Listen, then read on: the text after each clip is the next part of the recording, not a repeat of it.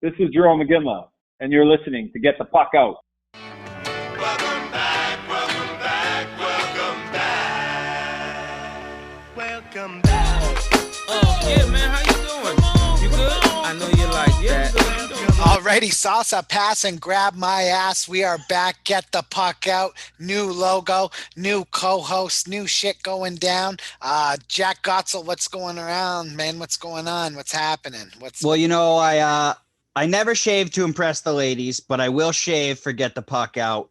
And had a really tough parlay come crashing down on me last night. Yeah, that was one of the great Jack Gotsell moments of all time. You know, I saw some murmurs after the Super Bowl, some people linking you to Kellerman. Last night, Jack has a parlay, thinks it cashed. 20 seconds left in the Coyotes game. Jack, take us through it. Well, I knew it hadn't cashed yet, but I was 99.9% sure it was going to, so I decided to go out and tweet it, which you never do. You let the clocks hit zero. Of course, my boy, BU kid Clayton Keller, scores with 1 second left on the clock, puts it into OT. The Coyotes win it in a shootout, and I lose $80. Bang. It was awful.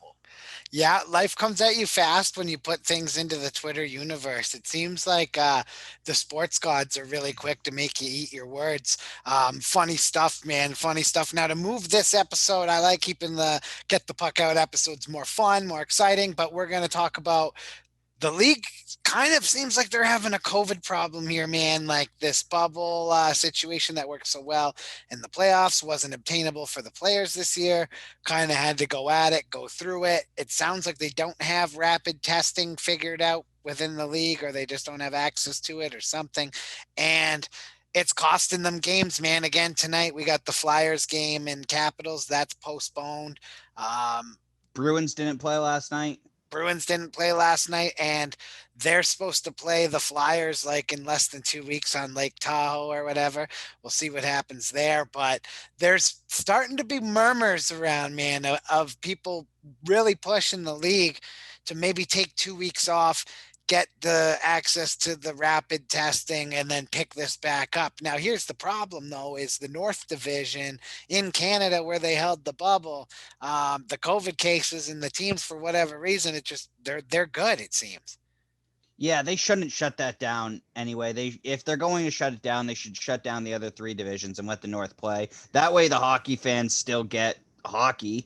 And, I mean, there's not really much of a risk. Is there even one single player on the COVID list up there in Canada? No, man, not since the last time I checked. I don't think that anybody, knock on wood, is on the COVID list so far. So, yeah, I mean, maybe the league examines something where the other three divisions maybe end up having to play less than 56 games, but the North Division still plays their 56 games, and the rest of the divisions maybe play 45 or something. Yeah, which would suck. That especially would be terrible. Those teams that have already had games postponed, like the Dallas Stars to begin the year. Like, Yeah. There's no way especially with a 2-week shutdown, they're going to make it up to get all those games played.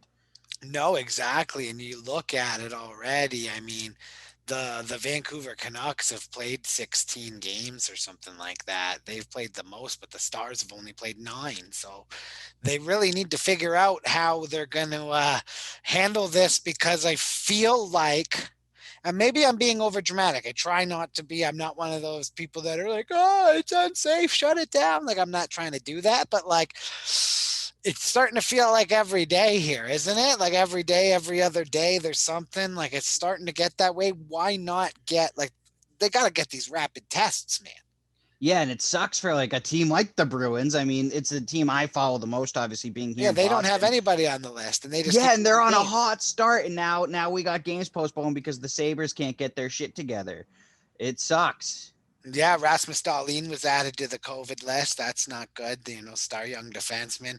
Man, it's tough when there's no bubble, man. I mean, they proved that the bubble works, but it's too much of an ask for the players. They can't do it. But I mean, I'm not getting into the point right now where I'm going to sit here and tell you that they need to shut it down, but they need to start looking at the options, and I'm sure they are, of what that would look like if they had to. They need to have a plan. This can't just fall out of the sky, or else it's going to end up like when it was from March to August, right? Just a whole bunch of uncertainty and bullshit. Like, listen, could they do maybe a restructured later season where they do like a couple bubbles and do like a tournament for the divisions or something in a short amount of time? Like, I mean, you don't want to see the integrity of the game get played with so much, but like, honestly, it's starting to kind of become a problem, I think. I think the NHL has a COVID-19 problem. I'm willing to say that now. Yeah, I mean, you saw a couple idiots say that like last year's Stanley Cup should have an asterisk on it, which I think is completely false because they did change the rules a little bit, but like the Tampa Bay Lightning had to grind through that. It might have been the hardest Stanley Cup to honestly ever win. So I don't put that asterisk on there, but you don't want to see the rules get changed too much, and you want to see them play this as close to the regular season as they can. Obviously, it's not going to be. You don't even have cross division play right now. It's tough to figure out and tough to keep that integrity right now, but they got to try to just grind through this, maybe shut it down in the US for 2 weeks and go on win percentage. But it does suck. There's no perfect way to do it though. We got some breaking NHL news going on right now. Ron Hextall is going to be named the general manager for the Pittsburgh Penguins. They fired Jimmy Rutherford there. Probably the right move. His last few trades haven't worked out so well. He gets the axe. Sounds like Ron Hextall is going, but there's more, Jack. The ShamWow guy. But Oh, there's more. There's more. But wait, there's more. Brian Burke will be joining Ron Hextall in Pittsburgh as the president of hockey operations. How do you feel Hextall about is that? GM. How do you feel about Brian Burke being there? Well, you know what I'm going to say, and I hate to say it because I like Berkey, the guy, sort of. Like, I like his ability to tell it like it is, but they were putting him up there, and it was really like it had the feeling of Diet Coke Don Cherry on Hockey Night in Canada. Like, the takes were almost a little too hot at times, where it didn't have the same effect as when grapes would go off on something. You know what I mean? So, look, Brian Burke is a great hockey mind. There's no question. Wasn't like a huge fan of him on the panel. I think that the people that worked with him would disagree, but Yeah. we do this like entire website we do because I'm not like a big fan of the mainstream. It doesn't mean he's not talented and wasn't good at his job, but you know what? It's good to see Brian Burke still has a place in the game here. Like, this is probably his last stop. So good for him getting on the Hextall train. Now Hextall goes from the Flyers organization to Pittsburgh. Like, I mean, he's a Florida. Rivalry. Bro, like that's like some WWE heel stuff. No, like that's like No, getting into the steel chair. And he's got his work cut out for him. I mean, Jim Rutherford has not looked after that team's future whatsoever. He seems like he just goes for the Stanley Cup championship. Trades a first round pick every single year since Christ was a cowboy. Jim Rutherford was trading first round picks in Pittsburgh. It feels like. I agree.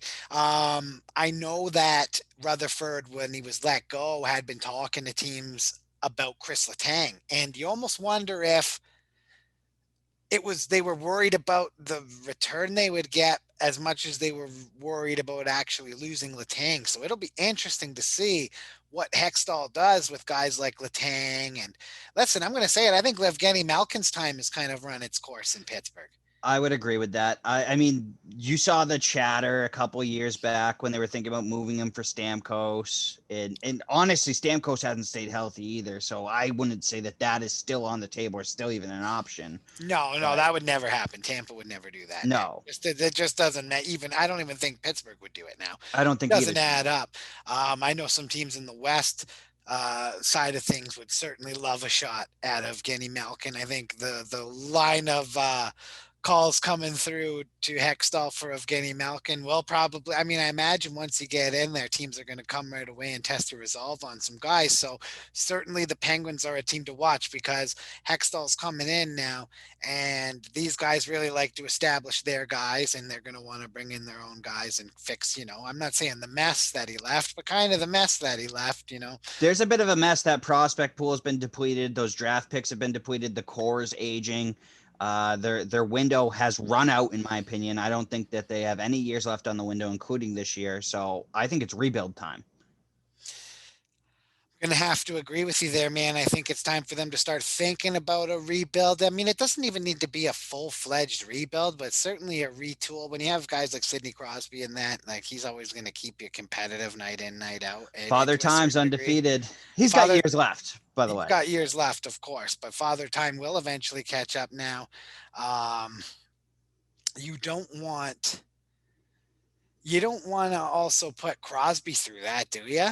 No, you don't want to put him through a big rebuild, but Jim Rutherford made a lot of bad moves, and it's going to be tough for them to not go through a rebuild now with how depleted their prospect pool is and how their draft picks have just been sold off. It's going to be hard to avoid that big rebuild, and I'm not sure that there's a way around it. No, I agree with you, man. I agree with you, but it's just it's a lot of crazy stuff coming out of the NHL. You know, tonight we lost 3 games. Supposed to be Flyers, Capitals, St. Louis Blues, Minnesota Wild, and the Coyotes versus the Colorado Avalanche. All axed due to COVID. Tonight you got the Ottawa Senators taking on the Edmonton Oilers, and the Senators. Oh, you know, you wondered when they picked up all those veterans, like, hey, you know what? Are they maybe going to be a scrappy team, tough to play against? 2-10-1, they stink. Oh boy. Yeah, remember that Chicago Blackhawks Edmonton Oilers series? At the end of the season, they should throw the Detroit Red Wings in a 7-game series versus the Ottawa Senators, see who the shittiest team in the NHL is. It might be exciting hockey. Yeah, you know, I mean, the Red Wings are 3-8-2, I believe, and they're also like 8th in the Central Division. So it would be funny to see like a shit bowl style of play. What else happened? Oh, last night. John Tortorella. John Tortorella pulled like the ultimate Donald Trump move. He benches Line last night in the second period, doesn't play him for the entire third period, and then comes out after and says he hates to bench guys. Hates doing it. Hates it. Hates It's it. his most used tool, but hates doing it. Hates doing it. It's like, you know, when Donald Trump would try to say something and he would go, you know, I hate to do it and I hate to say it, but I'm going to say it. It's like, you don't hate to say it, man. Just like you don't hate to bench people, John Tortorella. You don't hate to bench people at all. You love to bench people. The guy friggin', you know, I don't even think Pierre-Luc Dubois played a game yet, has he? And Laine's already benched. Pierre-Luc, I don't give a fucking lazy line. What a fucking trade that was. Oh, yeah. And they're both going to hate it, bro. They both asked out. And I bet you, like, dude, if you're a Line, I mean, doesn't he already have a couple goals too? Like, I mean, I saw the defensive coverage and there was people arguing that That's Patrick Laine, though. But like, bro, he puts the puck in the net. Like sometimes you just have a guy like Phil Kessel. He's never going to bust his nuts for you in the defensive zone. But if he's scoring 35 goals, like, sometimes you got to leave these guys the fuck alone too. Like, and listen, you know me, I always support torts in that, but you know, I'm going to relate this to another sport because I'm a Tottenham Hotspur fan in soccer, and I saw this online and I thought this was very, very well. And I don't even remember who said it. It was some fucking just person I follow. Jose Mourinho is like one of the greatest managers of all time, but he manages with a fucking tough love style and tough love attitude. And while it gets results in the short term, it really weighs on players and weighs on the culture. And I'm almost getting to the point where I wonder if the clock is ticking for him there, in a sense of like, I think the act and the tough thing, and like, you have to reciprocate. We're all human beings, and hockey players, just because they make millions of dollars don't mean they're not human beings. Like, you got to reciprocate some positivity back, and he really, really rules with an iron fist. And you know, the last thing that needed to happen as far as an organization goes too, like from a media perspective, and the GM's questioning and the owners are going to get it too, is like, you know, you brought Line here, like, is that really what you needed to do? Like, I get, chew him out, give the highlight. If you got to embarrass them, go over and fucking scream at him. But I don't know, man. I back John Tortorella usually 99% of the time, but this one I was against. I think Laine's not a good fit there either. He is a lazy player on defense. In Tortorella hates that, and Tortorella does rule with an iron fist. But you see Tortorella get those playoff results, and I've heard people say that Laine's going to outlast Tortorella in Columbus, and that might be the case. I think it did. I think it will be. Yeah, But the thing is Tortorella does have that playoff success. He is the guy you want behind the bench in Oh, the hell yeah. playoffs. Regular season, it can be a disaster. Yeah, no, absolutely. And, I heard Felino on the Blue Line Hockey Club podcast saying like he loves the way Torts coaches and it fires him up, but that's not everybody, man. Like, especially people with European backgrounds and that, like, I'm sure they're used to a little more manners in that than like, listen, I have Italian blood in me and I know where John Tortorella's coming from sometimes when you just want to fucking freak the fuck out on people when shit doesn't get done. Like when 2 days in a row there isn't a goddamn fucking sports splits on the goddamn page and you just want to fucking grab somebody's head and smash it. Like I get where he's coming from, but sometimes you just got to breathe through it. Yeah, sometimes you got to take the high road, but geez, it's tough. It's tough with Torts. I personally would love to play for Torts. I think he's a great coach. But when you're I on the think people other end whine. of it, Yeah, people whine a little bit too much about it and how he treats players. And they're like, "Oh, it's like inhumane." It's like, no, he's trying to win hockey games. yeah, guess what? You're not working at at fucking Staples. Yeah, you're getting paid millions of dollars to yeah. win hockey games. And he's going to hold you accountable. Yeah, that's his job to ensure. Like it's a results driven business and fuck your feelings when you make millions of dollars. I believe in that. As long as it's not hazing or like bullying or and any shit like that, but getting told like move your fucking ass and get the fuck back, there's nothing wrong with that. Or sit at on all. the bench if you don't. But I gotta say, Mikko Koivu retired today. And Mikko Koivu has been on the bad side of Tortorella so far. 7 Yeah. games played. I mean, he's on an the older bench. player, though. He might not have still been able to play at this level. Torts didn't put him in the lineup because, there's better guys to put in there. And Koivu decided to retire. I don't really blame either guy in this situation, Torts or Koivu. He had a great career. He has nothing to hang his head about. If he doesn't want to sit on the bench and be like No, the he shouldn't have to. He shouldn't have forward, to be on the taxi squad or whatever. He's, yeah. he's earned it, I guess. But he played over 1,000 games for the Wild. Only lasted 7 games in Columbus or whatever. But it is what it is, Jack. Man, it is what it is. What do we got here as well? Oh, I wanted to go through the power rankings so far. Let's talk about those. We saw some out there. Jack and I are Bruins fans by nature. Saw some out there that have the Bruins at number 1. Jack and I met before this. We have the official get the puck out top 5 here. So I'll start with the number 1 ranked team for us. That's the defending Stanley Cup champion Tampa Bay Lightning. In 10 games, they have 8 wins, 1 loss, 1 OT loss, 17 points. They look primed and ready to win another Stanley Cup in a division that we all knew they were going to smack around. I don't even think they're playing at 100% right now. I'm going to be dead honest. I think that they already have taken the foot off the gas and they're still looking this good. Come playoff time, I think they're horrifying. Yep. And the Bruins, we do have coming in at number 2. This ain't a homerism. This is 11 games played. They're 8-1-2 on the season, 18 points. Tuukka Rask looks great. Zdeno Chara, Torrey Krug, no big deal. They've only had 31 goals against, 24 goals against. Yeah, in their 11 young games. defensemen are looking really good, and they just got Pasta back. I mean, he's already put up so many points. He's already put up like 5 goals, 6 yeah. goals or something like that, man. Pasta's already back. I don't know if you heard the call, but I heard it in Czech, and like the Czechoslovakia commentator, he said "Pasta la vista, baby" when he scored. That fired me right up. But yeah, no, they've only allowed 24 goals on the season in 11 games.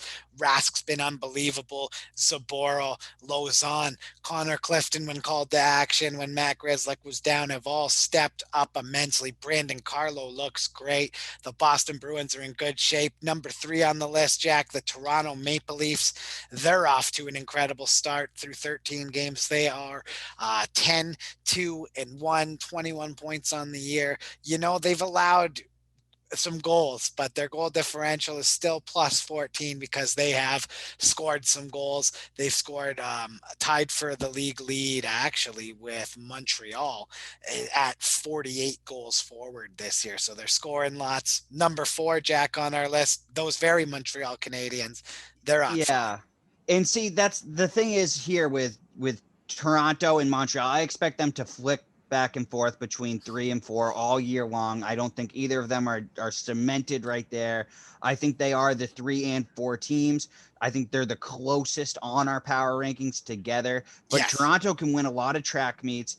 In Montreal can play that tough Claude Julien style hockey. So they are opposites, and opposites love to go to battle. So Yeah, man, absolutely. Now their goal differential is a little better than Toronto, sitting at a plus 17. Claude Julien's a great coach. Carey Price, Jake, and Allen giving them that backup goalie they have not had. They haven't had it in Carey Price era. They haven't had a guy to come in and support the team like that. Tyler Toffoli, absolute massive pickup. Every time they play the Canucks, he legitimately cucks them, like makes them just legitimately watch him brutalize them every single time. Like it's terrible, man. You look at a guy like Shotgun Jake Virtanen, who's got, I think, 5 points in his last 25 games or something like that. Really struggle. how did they get Tyler Toffoli so cheap? I know, Ugh. man. Jim Benning's seat has to be hot as hell. We'll talk about that in a second because in our 5th ranked team, I got the Philadelphia Flyers there. Me and Jack agreed on that as well. They are, I don't know how to describe them. They're 8-3-2. They are tough to play against. I like Laviolette as a coach. Their defense, though, I think is going to end up seeing them get bounced from this top 5 within a couple weeks here because they're allowing quite a bit of goals as well. So, But they do have great goaltending to patch some of those holes in Carter Hart. yeah, if they didn't have Carter Hart, this team would be in trouble. That's where I was going with I mean, this. Philadelphia's been waiting for a goalie for so many years, and they finally have one. He's not at his top of his game yet. He's gonna get better, and those Philly fans are so impatient. So just please don't be idiots and be patient with this kid because he's gonna be an absolute superstar. Special mention for me too in that 5 spot. That's why I was almost uncomfortable with Philly. The Golden Knights have 15 points in their first 9 games. They're 7-1-1.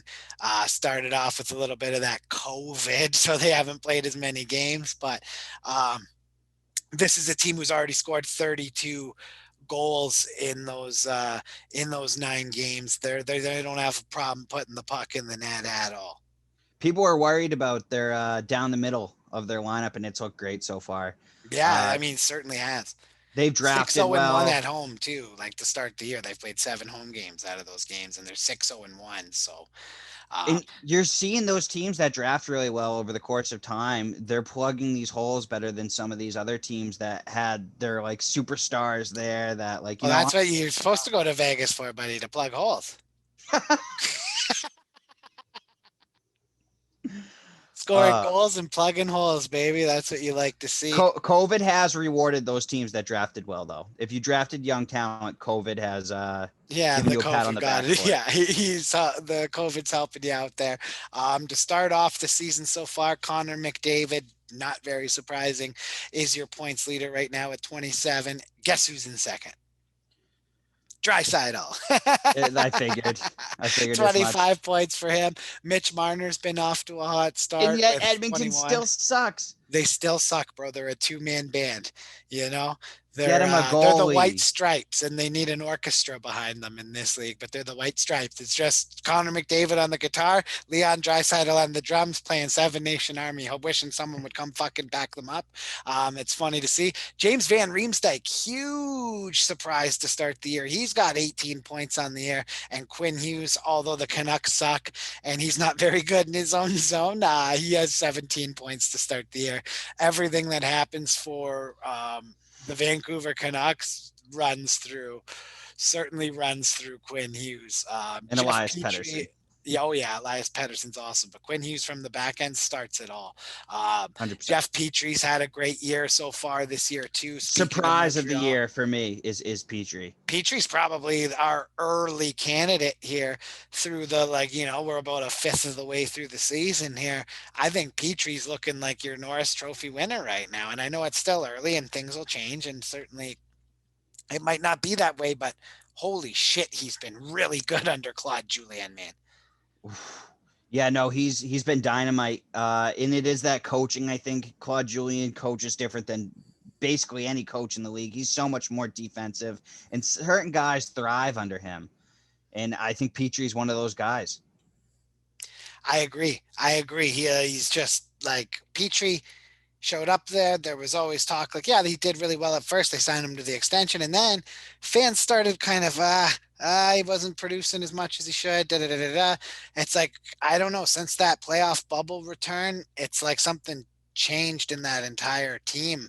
And I think instilling the young guys like Kokanyami and Suzuki and adding Toffoli into the lineup. And, I'm not the Josh biggest Anderson. Josh Anderson guy. He's already hurt again, isn't he? Yeah, he got hurt. I think he maybe is back. But again, another guy who, is hurt all the time. Speaking of injuries, the Toronto Maple Leafs with an unfortunate injury this week. Wayne Simmons, 6 weeks. He's been unbelievable too since this Had that started. highlight reel goal where he just tucked it where grandma hides the cookies. Oh, yeah. You beat out like, oh, did he fight Jordy Ben or something? Oh, it was awful. He absolutely beat the piss out of him, was putting pucks in the net. Wayne Simmons, Toronto guy, right? Comes home and starts to really look like he's going to rejuvenate his career. He's out for 6 weeks. Not the end of the world, but we're starting to get that way with this COVID, man. I'm nervous about it. We're going to make sure we're back doing these episodes a couple times a week here on Get the Puck Out. Follow me on Twitter at cmancuso9797. You can follow Tarps Off Hockey on Twitter as well at Tarps Off Hockey _. Jack Gotsell is just at his name, Jack Gotsell, Gotsell. Nice and boring. LL, nice and boring. You have like the missionary style sex of usernames. Yeah. Yeah, it's just at Jack Gotsell. Super easy. Hey, no one can forget it. Yep. Everyone's favorite fish is the starfish, guys. We'll see you next week.